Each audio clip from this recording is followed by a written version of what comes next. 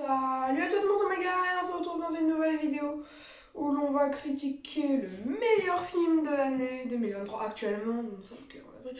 Pardonnez-moi au fait pour le changement d'angle, alors je sais pas trop comment je vais faire pour l'angle et aussi la qualité vidéo est pas très bonne, le montage sera pas très bon. Pardonnez-moi comme d'habitude, je m'améliorerai avec le temps. Mais donc aujourd'hui parlons je sais pas si vous vous rappelez la hype que j'avais pour le film Lamb en 2021. Qui était incroyable, mon film préféré de l'année 2022, Physique of Myself, en septembre, c'est-à-dire il y a quand même quelques petits mois, voilà, un peu plus de 6 mois maintenant. Et Boys Afraid de Harry Astor est la meilleure claque que j'ai eue depuis Lamb. Critique. Boys Afraid est un trip hilarant, car déjà, le film en fait est une espèce, comment dire, d'hallucination illogique, mais en fait qui prend tout son sens avec le temps, voilà, tout simplement. Le film prend un certain sens. Alors vous savez, c'est quelque chose d'hyper. On reparlera de la fin sans spoiler. Bon, c'est assez dur de parler de film sans spoiler. Pourtant, je trouve plein de choses à dire dessus. Possibilité que je dévoile une ou deux scènes, mais qui seront pas importantes, sûrement des scènes de running gag, tout ça. Mais je trouve vraiment que Harry Astor nous plonge dans l'esprit de cet homme, en fait, complètement paumé, en fait, sur tous les points. Et qui a peur de ce monde, mais doit l'affronter dans toute son absurdité. Toute l'absurdité qu'il voit, mais toute l'absurdité qui y est vraiment. Les scènes se suivent assez bizarrement. Alors, parfois, t'as des scènes blanches qui ne se suivent même pas. En fait, c'est assez étrange. En fait, c'est vrai que, genre, ce film, on va pas se mentir, genre, je suis à peine sortie du film. Moi, je l'ai vu en avant-première le lundi, lundi dernier, quoi. Il y a le combien? C'était le combien? En tout cas, c'est 2 jours avant la sortie du film, présenté Harry Astor. Et alors, à ma sortie de séance, comment dire que j'étais assez bouleversée. C'est-à-dire qu'en gros, vraiment, je me demandais qu'est-ce que j'ai vu. Genre, j'ai hésité à le voir le lendemain, mais bon, j'avais déjà réservé ma place. Et puis franchement, revoir Ari Aster, bien sûr. Revoir le film, bien sûr. Bon, après, c'est sûr qu'après, faut un repos de 4 jours, hein, clairement. Mais voilà. Second visionnage, c'est pour ça que je vous parle après 2 visionnages. Et vraiment, c'est un film qui, même au deuxième visionnage, tu sais pas ce que t'as vu. Tu sais pas ce que t'as vu. Et ça qui va être bien avec Boys of Fred, je pense, c'est qu'en gros, le film va durer dans le temps. C'est-à-dire qu'en gros, on va pouvoir encore en discuter. Et bizarrement, pour revenir au loufoque, le film est assez irréprochable niveau scénario pour autant. Le film est même très très bon à ce niveau-là. Tous les dialogues sont bien écrits, ok c'est surréalisme.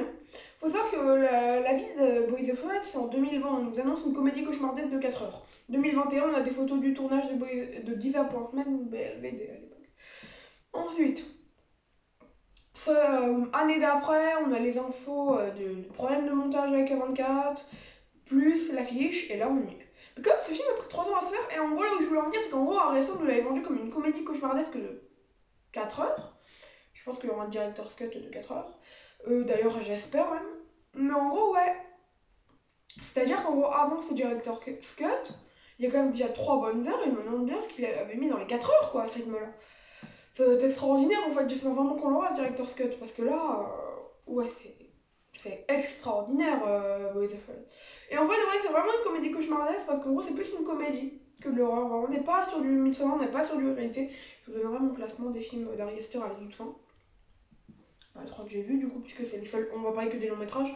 J'ai vu Munchausen et The Strange Thing of the Johnson. Non, c'est court métrage. Mais donc, je m'égare beaucoup, pardonnez-moi, mais c'est qu'il y a tellement de choses à dire sur la production du film, sur ce qu'il est en fait. D'ailleurs, je voulais en venir que, en fait, niveau humour, puisqu'on parle du surréalisme et tout ça, le film il envoie à balle la première heure, la deuxième heure ça se calme un peu, mais c'est toujours là, et la troisième heure, t'as envie de rire, t'as envie. Mais tu peux pas.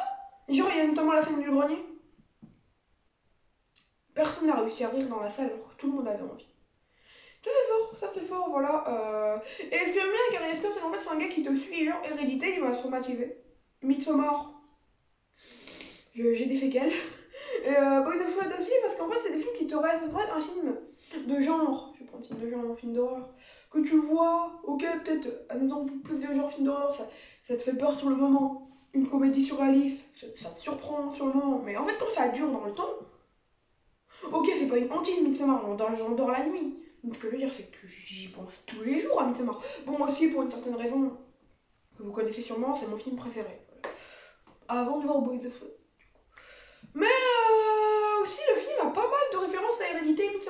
il a beaucoup d'autres références, mais je suis pas très fort à ce niveau, des références hors de ça. Tu sais qu'il y a il y a notamment le moment où Beau est dans la voiture et en fait on lui fait fumer quelque chose. Et genre il fait ouvrez la fenêtre. Il ouvre pas la fenêtre. Mais cette scène elle fait très hérédité. La scène où au bout d'un moment, je dirais pas vers quand, mais il y a un avocat qui tombe. Et genre il tombe sur un rocher. Midsommar. La scène du grenier. Quand on voit des greniers comme ça, c'est souvent hérédité.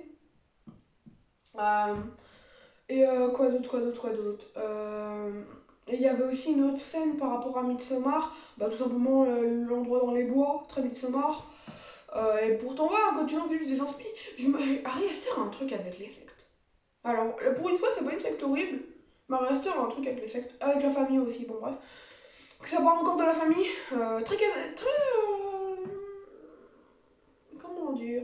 J'ai un mot, mais très oedipien, Ari Aster, je trouve. Voilà, c'est dit. Un peu comme d'autres réalisateurs, voilà. C'est assez étonnant, ouais, c'est vrai qu'il parle beaucoup de la merde dans ses films.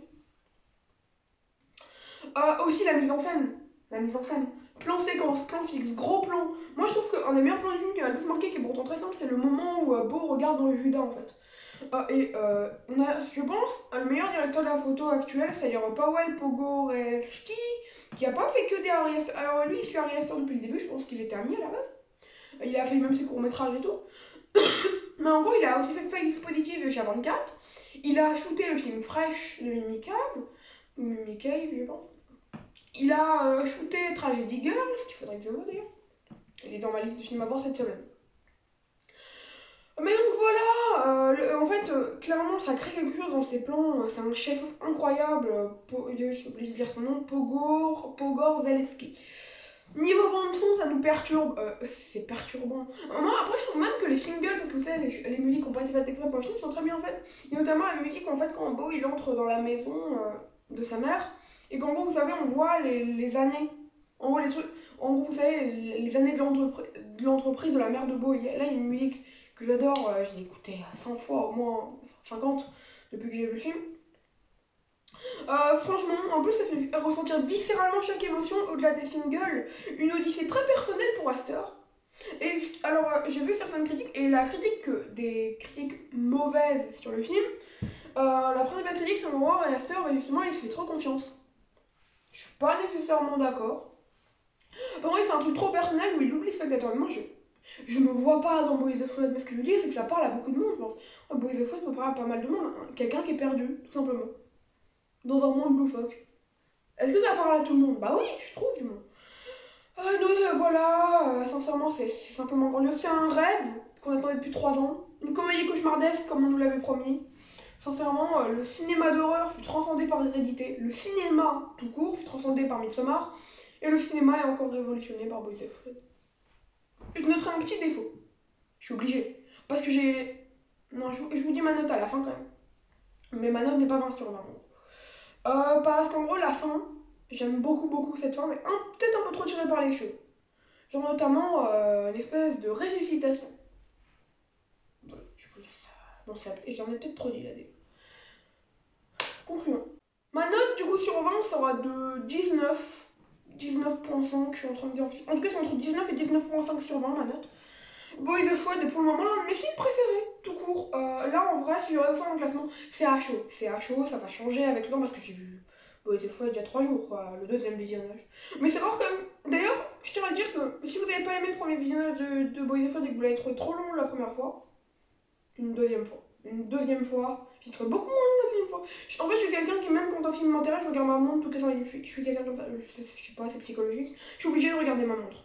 Je crois que quand j'avais vu Sick of Myself au cinéma, j'ai regardé mon film préféré de l'année dernière, qui va sortir le 31 mai. Allez voir Sick of Myself, je vous en supplie. Voilà, regardez Sick of Myself et Boys of Flood. Mais donc, du coup, ouais, je suis quelqu'un qui regarde beaucoup ma montre. Et le premier visionnage de Boys of Flood, j'ai dû regarder toutes les 10 minutes, là, toutes les 20-30 minutes, la seconde, ce qui est assez rare tout de même. Voilà. Donc sincèrement, Boys of Flood était ma plus grosse attente de l'année. Il m'a tout de même étonné, c'est ça qui est beau. Fait rire, questionner, horrifier, une vraie partie de plaisir. Comme j'aurais pu le noter dans ma critique Twitter, une thérapie de l'homme, littéralement. Ou dans ma critique Facebook plutôt. Voilà. Bah sincèrement, Boys of Flood c'était tout simplement incroyable. Je peux que vous le conseiller, Boys of Flood. Je me rends compte que ça fait très longtemps que je parle du film, mais C'est parce que c'est vraiment une claque en fait, vraiment Boys of Fred. Je l'attendais, mais je l'attendais pas. Moi en fait, je m'attendais vraiment à un nouveau triporifique astorien, mais non, c'est une comédie surréaliste. Mais c'est incroyable, mais pardonnez-moi. En plus, attendez. DVD Midsommar, j'ai la fierté. Je me suis fait signer mon DVD par Harry Astor. Petite anecdote comme ça. J'ai repris une photo avec lui. Voilà, j'adore trop Harry Astor. Genre, en gros, je l'ai saoulé avant la deuxième séance que j'ai faite. Voilà, et donc d'ailleurs, gros big up à Thibaut, Hugo, illustre connu, Cinécho, Léo et plein d'autres personnes, notamment le fils d'Ariane, avec qui j'ai fait mes 2 visionnages. Alors, j'ai pas fait les 2 visionnages avec tout le monde, mais une partie avec d'autres. Voilà. Mais donc, c'est trop la fin de cette vidéo là. Faut que je finisse parce que là, sincèrement, c'était incroyable, Boys of Fred, voilà. Je pourrais vous en parler 4 heures comme je l'ai noté, sincèrement, je pourrais en parler 4 heures, mais faut que je me limite. Boys of Fred, c'est fou, c'est incroyable. Le meilleur film de l'année. Pour le moment, c'est très important de dire pour le moment. Bref, j'allais dire un truc, mais je vais encore partir loin.